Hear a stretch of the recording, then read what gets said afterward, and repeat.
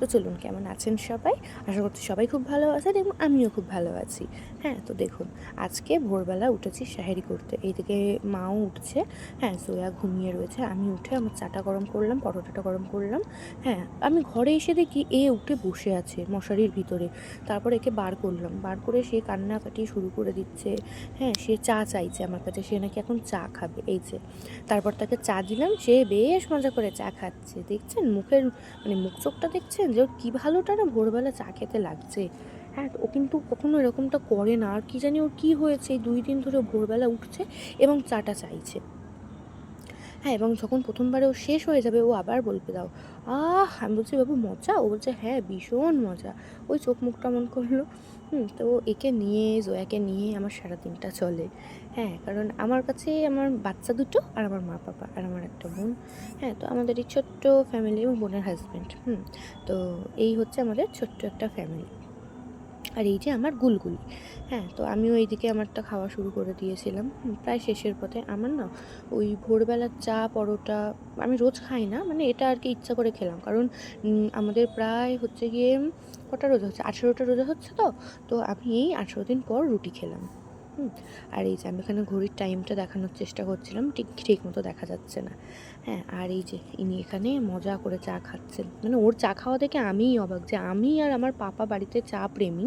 এ তো আমাদের চেয়ে বড় চা প্রেমী বেরিয়ে গেল। হ্যাঁ, তো যাই হোক, সবসময় তো দিই না। আর এটাই ওর শেষ চা খাওয়া ছিল। আর আমি ওকে কখনো দেবো না। হ্যাঁ, ও যেমনটা করছে, না হলে বড়সড় একটা নেশায় পরিণত হয়ে যাবে ওর। এবং আবার আমার কাছে চাইছে আট্টু, আট্টু। হ্যাঁ, ওই যে হাত দিয়ে দেখাচ্ছে যে আরেকটু চা দাও। আচ্ছা, যারা আমাকে দেখেন ফেসবুকে হোক বা ইউটিউবে হোক, প্লিজ আমাকে একটু সাপোর্ট করবেন। আমি আমার আগের ভিডিওতেও বলেছি, হ্যাঁ, আমাকে একটি লাইক, একটি কমেন্ট প্লিজ করবেন, প্লিজ। হ্যাঁ, এবং অন্যদের শেয়ার করবেন। কারণ আমি না চাইছি নিজের পায়ে দাঁড়াতে, নিজে এগিয়ে যেতে। কিছু ভুল মানুষ এসেছিল আমার জীবনে, তাদেরকে যোগ্য উত্তর দিতে। তো তার জন্য আমার সর্বপ্রথম নিজের পায়ে দাঁড়াতে হবে এবং সেটার জন্যই আমার আর কি এই সোশ্যাল মিডিয়াটাকে আপন করে নেওয়া। হ্যাঁ, আমি মধ্যবিত্ত পরিবারেরই মেয়ে। তো আমার জন্য না সমস্ত কিছু কঠিন হয়ে দাঁড়াচ্ছিল। সেই জন্য আমি এই পথটা বেছে নিয়েছি। হ্যাঁ, আর এই যে এখানে সে আবার খাটের তলার মধ্যে চলে গেছে। সে কিছুতেই ঘুমাতে যাবে না। আমি বলছি, "চলো ঘুমাবে।" সে যাবে না। তো এখানে আমি আবার ওর জন্য দুধ গুলিয়ে এনেছিলাম। কারণ রাতের বেলা ও তেমন কিছু খায়নি। মানে আমি খাওয়াতে বসেছিলাম কিন্তু ঘুমিয়ে পড়েছিল তো। ২ চামচ খেয়েছিল। তারপরে এমনভাবে পাটা ঝটকা মেরেছিল যে পুরো দুধটাই ফেলে দিয়েছিল। তাই মা বলল, যা ওর দুধটা আবার করে খাওয়া। তো এখানে আর কি ওকে আমি ন্যাস্টাম আর ওর ফর্মুলা যেটা খায় সেটা দিয়ে করে এনেছিলাম ওকে খাওয়াবো বলে। তারপর ওকে ভয় দেখালাম আমি। হ্যাঁ, ভয় দেখিয়ে আমি বের করলাম। সে তো বেরোতে চাইছে না, জোর করেই বের করলাম। করে এই যে এখন হাসতে হাসতে আসছে আমার গুলগুলি। এর নাম কিন্তু গুলগুলি নয়, এর নাম হচ্ছে জিনাত। হ্যাঁ, কিন্তু বাড়িতে আমরা সবাই ওকে গুলগুলি বলে ডাকি। এই গুলগুলি নামটা ওর রেখেছে ওর মাম্মাম। তাই ও আমাদের আদরের গুলগুলি। আর এটা আমি আর কি ভোরবেলা বাইরেটা একটু দেখছিলাম। ভোরবেলা না বাইরে শোনেন, এখন এই মুহূর্তে আমি আর কি এডিটিং করছিলাম ছাদে। তুমি শহরের কতটা টাইম বাকি আছে? আমাদের তো কমপ্লিট হয়ে গেছিলো শহরে করা। এই যে আর বেশি টাইম নেই। হ্যাঁ, তো 4:24 বোধহয় আজকে সেহরিটা শেষ হয়েছিল। হ্যাঁ, তো তারপরে আবার গুলগুলিকে নিয়ে আর কি ঘুমাতে যাব। তো কিছুতেই তো সে ঘুমাবে না। ভোরবেলা পর্যন্ত জেগেছিল, মানে প্রায় ওই 5:30 পর্যন্ত জেগে খেলা করছিল। আর বাইরেটা দেখছে জল কুটকুটে অন্ধকার, সবাই জেগে রয়েছে, সব প্রতিটা বাড়িতেই মানুষ আছে। আর এই দিকে বোনটা ছিল। আর এটা আজ দুপুরবেলা মানে বিকালবেলা মা আর কি বড়া ভাজছিল। আজকে ছিল ধনিয়া পাতার বড়া। এই যে মা কি সুন্দর করে ভাজছে। আজকে না দারুণ হয়েছিল এটা, মানে একদম মচমচে। এই যে বেশি করে ভাজা হচ্ছিল না, অল্প করেই ভাজা হচ্ছিল। আর এইদিকে আমার মা চানাটা রেডি করে রেখেছিল। মা না চানাটা অনেক রকমভাবে করতে পারে, মানে প্রায় 4 রকমভাবে করতে পারে, 4-5 রকমভাবে হয়ে যায়। আর এইদিকে আমি শরবত গুলিয়ে রাখছিলাম। ফল ছিল ওখানে আজকে আপেল, কলা, পেয়ারা, আঙুর, শসা, তরমুজ, পেঁপে। হ্যাঁ, তো এক রকম ফল ছিল। আর এই যে চানা, আর ওই বড়াটাও রয়েছে, পাশে রয়েছে।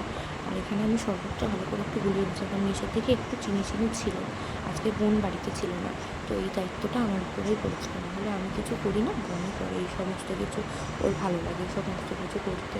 আর ইফতারের আয়োজনটা বোনই সব কিছু করে, মানে ফল কাটা, হ্যাঁ শরবত করা, সমস্ত কিছু রেডি করা, মা আর বোন এরা দুজন মিলেই করে। আমি শুধু আমার বাচ্চা দুটোকে আর কি সামলিয়ে রাখি। আর এই যে আজকে এগুলো ছিল আমার প্লেট, এই যে পেঁপে, হ্যাঁ শসা, চানা, আর ওই তেলের বড়া নিয়েছিলাম দুটো, কারণ এটা যেহেতু ধনিয়া পাতার বড়া ছিল তো আমার এটা ভীষণ প্রিয়। আর মায়ের দিক থেকে খেজুরটা আমার প্লেটে দিতে ভুলে গেছে, তাই খেজুরটা আবার দিয়ে দিই।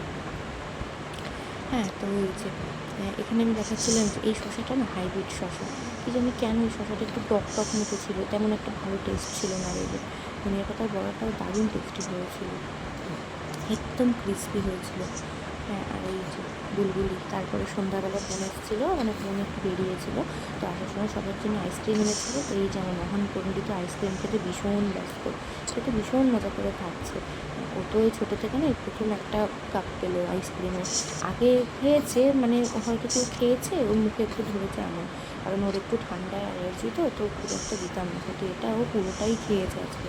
জানি না কী হবে, কারণ ওর ভীষণ পরিমাণে ঠান্ডার মানে একটু কিছু হলে ওর ইনহেলার চলে, ইমিউনাইজেশন চলে, হ্যাঁ তো এটা বেশ ভয়ে ভয়ে ছিলাম।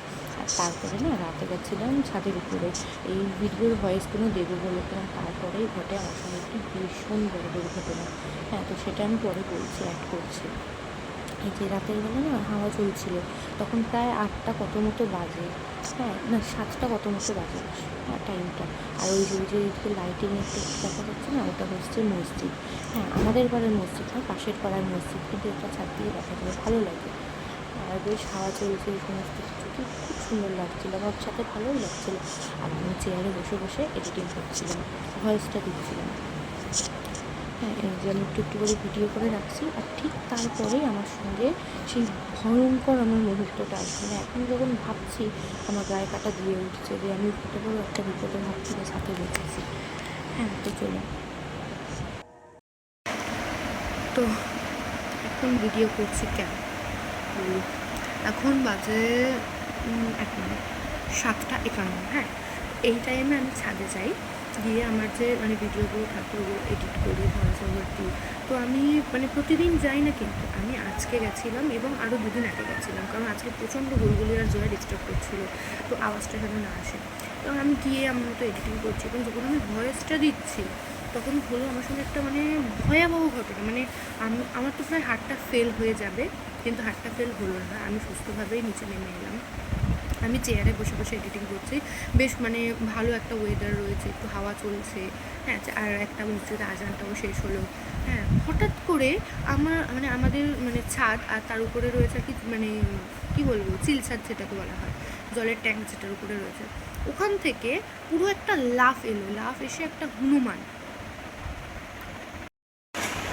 তো যাই হোক, হ্যাঁ আর আমার সঙ্গে যেটা ঘটলো এটা নিয়ে তো আমার মানে কী বলবো রীতিমতো 10-15 মিনিট আমার হাত পা কেঁপেছে, এবং মানে আমি কোনো কথা পর্যন্ত বলতে পারছিলাম না, ভয় থেকে বুক তো পুরো ধকধক ধকধক করছে। যেটা হলো কি মানে ও যদি চাইতো সঙ্গে সঙ্গে আমার ধরে কামড়ে খামচে বা যাই হোক কিছু একটা করতে পারতো, কিন্তু আল্লাহ ছিল মাথার উপরে, ওই জন্য আমার কোনো ক্ষতি হয়নি। কিন্তু আজকে এই রাতের বেলা এমন একটা মানে ভয়াবহ এক্সপিরিয়েন্স আমার সঙ্গে প্রথম হলো, আর কি বলবো কিছু বলার নেই, এত ভয় পেয়েছি হনুমানটা, মানে আমার থেকে জাস্ট 2-3 হাত দূরে। হ্যাঁ আর আমি ওখানে দাঁড়িয়ে রয়েছি, আমার হাতে ফোন ছিল, হেডফোন ছিল, অনেক কিছুই ছিল। হ্যাঁ যেহেতু আমি ভিডিও এডিট করতে গেছিলাম, তো জানি না এরকম রাতের বেলা কি সত্যিই তো হনুমান ছিল। হ্যাঁ আমার তো একটু ভয় ঠয়ও লাগছিলো। তারপরে মনকে বোঝালাম হ্যাঁ না ওটাই ছিল, তো আমি একটা বড়সড় বিপদের হাত থেকে বেঁচেছি, আলহামদুলিল্লাহ এখন ভালো আছি।